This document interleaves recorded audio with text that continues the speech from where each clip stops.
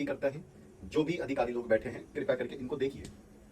जो टीचर्स लगा रखे हैं, जो HE हेड एग्जामिनर्स होते हैं, क्या वो लिस्ट नहीं देख पाते हैं? क्या हिंदी या इंग्लिश या कोई भी सब्जेक्ट XYZ की जब आप लिस्ट देखते हैं तो इतना भी समझ में नहीं आता होगा कि एक स्कूल के लगभग जो बच्चों की कॉपियां हैं उन लिस्ट में आपको 75 नहीं दिख रहा, या फिर आप नहीं करवाया कि चलो बच जाएंगे, है ना, टाइम बच जाएगा, हम एक रिकॉर्ड स्थापित कर देंगे, हमारी तरफ से तो काम हो गया है, एक काम करते हैं 75 दे देते हैं। अच्छा 75 ही क्यों होता है या 82 ही क्यों होता है? क्योंकि उस पर बहुत सारे बच्चे ना प्रतिक्रिया करते नहीं, सोचते हैं चलो ठीक है मिल गया हो गया, 77 मिल गया, 75 मिल गया, 80 के आसपास ठीक है।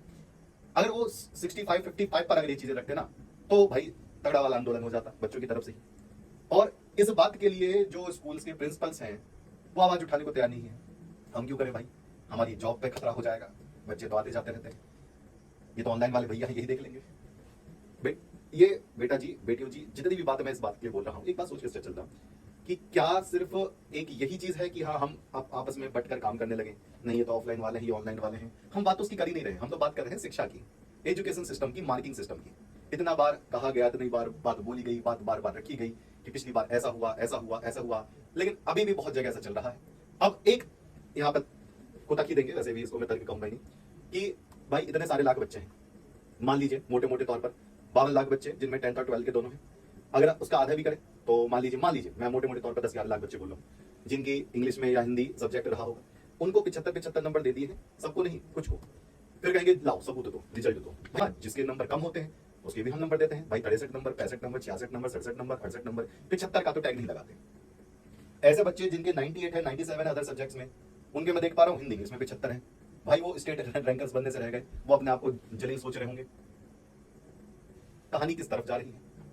और हम सोचते हैं कि हम तो अलग अलग तरीके के बोर्ड पर हम रिकॉर्ड बना दे रहे हैं भाई, और कुछ भी फर्क नहीं पड़ता इससे। आप 3-4 दिन बाद रिजल्ट लेट दे दो, क्या ही फर्क पड़ेगा? किस चीज का रिकॉर्ड तोड़ दिया आपने कि 25 अप्रैल से अब 23 अप्रैल कर दिया, 28 अप्रैल को दे दो भाई, 29 अप्रैल को दे दो, 30 अप्रैल को दे दो, मई में दे दो रिजल्ट।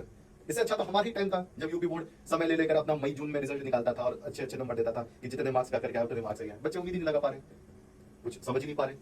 एक बच्चे का रिजल्ट देख रहा था, बेहतरीन नीचे से चल रहा था, 98 97 इस तरह से देखा, इंग्लिश में 75 हो चुके, उसके 453 454 के आसपास थे। इंग्लिश में उसके 20 नंबर और होते वो तो स्टेट में रैंक में आ जाता, डिस्ट्रिक्ट रैंक में आ जाता, नहीं आया। तो ऐसे तमाम चीजें हैं। और अब कैसे कर सकते हैं, क्या कर सकते हैं? देखिए कमेंट करके तो बता दो कि आप में से कितने सारे बच्चों की ऐसी स्थिति है, और आसपास के जो भी बच्चे हैं जिनके पास लग रहा है कि जी मेरे दोस्त का भी ऐसा है, तो भाई कमेंट करवा दो एक बार, फिर एक मैं नंबर दूंगा, उस पर अपने रिजल्ट भिजवा दीजिए, देखते हैं जितना हो सकेगा। पिछली बार भी ऐसा ही हुआ था,